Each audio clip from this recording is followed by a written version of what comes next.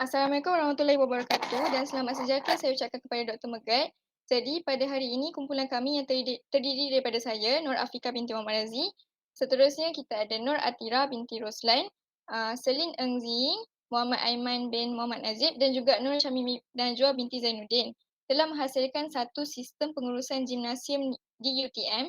Jadi untuk memasuki sistem ini, kita boleh lihat pertama sekali ialah log masuk sistem pengurusan gimnasium dan kita perlu memasukkan username dan juga password untuk kita masuk ke dalam sistem tersebut. Jadi username yang telah kita tetapkan ialah admin, passwordnya ialah 3456.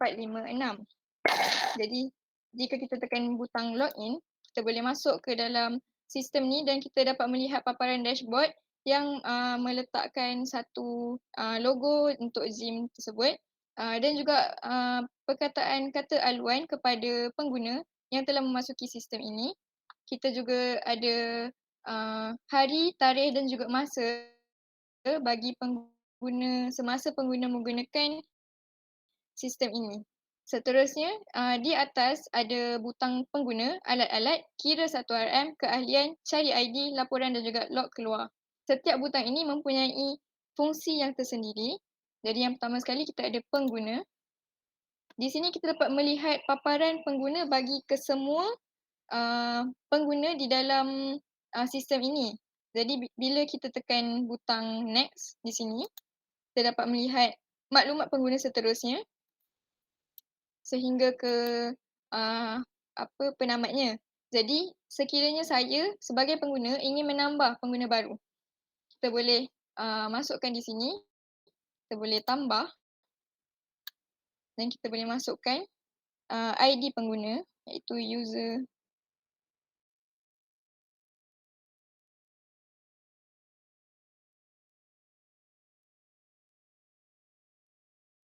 nama,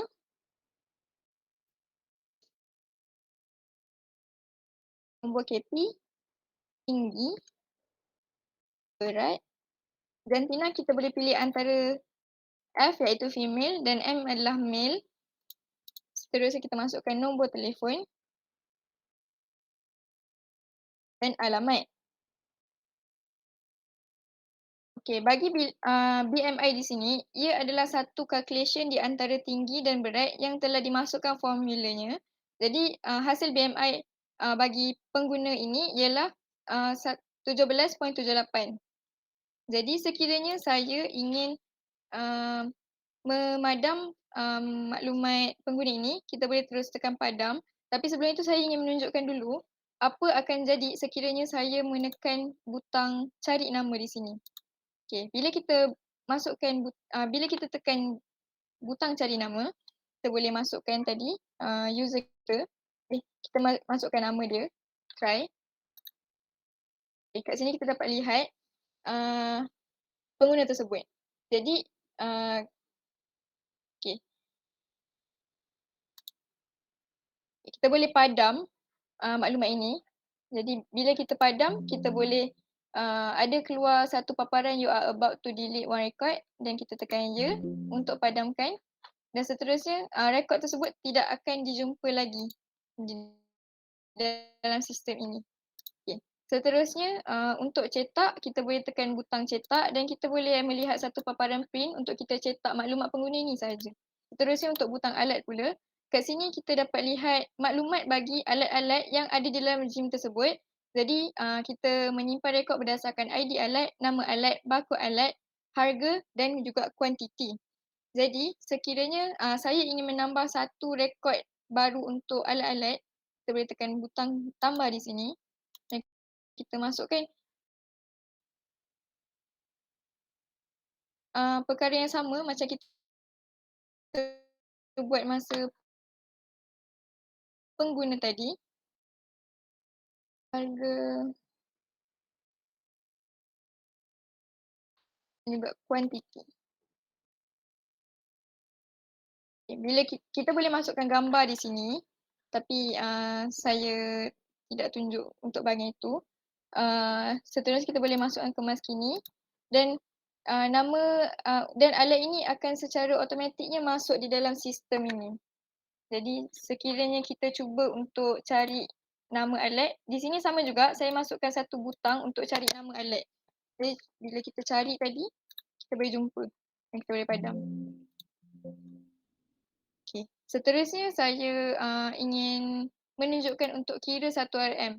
Kira 1 RM ni adalah satu butang untuk kita kira 1 RM untuk kita melakukan sesuatu pergerakan. Di bawah ni juga kita ada letakkan satu jadual untuk menetapkan sekiranya pengguna ini ingin melakukan aktiviti yang menumpukan kepada kekuatan, kita perlu lakukan berapa masanya, berapa rehatnya.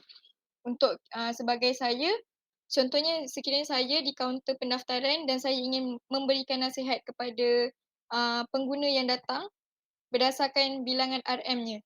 Jadi, di sini contohnya bila kita nak cari kiraan baru, kita boleh tekan kepada kiraan baharu. Kita masukkan jumlah beban. Di sini saya masukkan beban yang kita guna contohnya 60. Bilangan ulangan pula kita boleh lakukan sebanyak 2 kali. Jadi, jumlah 1 RM ialah 30 RM. Jadi, bila saya dapat lihat jumlah RM ni, saya boleh menasihatkan kepada pengguna, okey, untuk melakukan aktiviti yang menumpukan kepada daya tahan otot, kita boleh melakukan repetition method iaitu masa kurang daripada 6 saat dan juga masa rehat lebih 3 hingga 5 minit. Jadi, seterusnya kita boleh cetak untuk bagi kepada pengguna. Okey. Seterusnya untuk keahlian, setiap setiap pengguna akan menjadi satu ahli.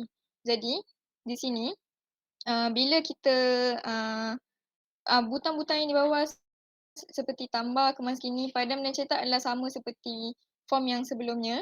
Tapi di sini adalah sekiranya seseorang pengguna tu adalah ahli, kita boleh tick. Contohnya bila seorang ahli pengguna ni datang dan kita ingin mencari ID-nya, okay, kita boleh tekan button cari ID. Contohnya ID-nya ialah user 003. Okay. Contohnya di sini ialah status keahliannya kosong, bermakna dia bukan ahli kerana mungkin telah tarikh luput. Jadi sekiranya dia datang untuk renew ahli dia, dia boleh datang dan kita boleh cari daripada ID-nya dan kita boleh tekan pada status keahlian. Dan dia telah membuat bayaran, jadi dah settle, dah siap untuk bahagian ID keahlian. Seterusnya untuk butang cari ID, di sini kita boleh cari ID pengguna menggunakan ID pengguna sahaja. Jadi sekiranya saya masukkan ID pengguna, kita boleh melihat paparan untuk satu pengguna itu sahaja. Jadi contohnya kita masuk kat sini.